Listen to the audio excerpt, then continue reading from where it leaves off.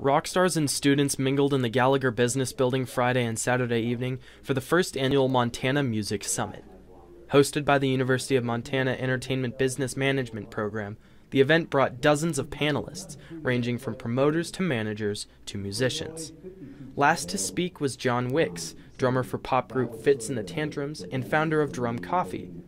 And he had optimistic thoughts on the future of music and Missoula.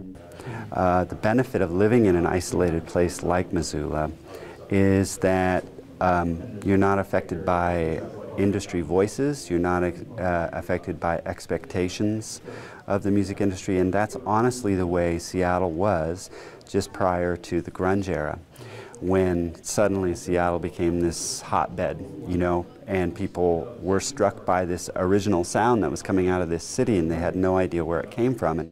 As far as local music, I think there's just a lot that's unrecognized and hasn't been given an opportunity to be fairly heard and noticed. So I'm really excited with a lot of the bands that I've had the pleasure of seeing and working with, and just everything that's happening right now. I feel like we're creating that shift that needs to happen. And as far as being heard, we're making ourselves heard. Students and local industry workers found the content of the panel helpful and even inspirational.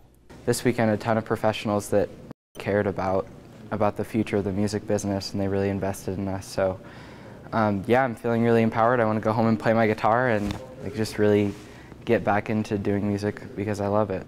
With the success and relevance of local music in a bustling art scene such as Missoula, organizers hope that this is the first of many summits to be held on UM campus. In Missoula, Donald Lakatua, MTN News.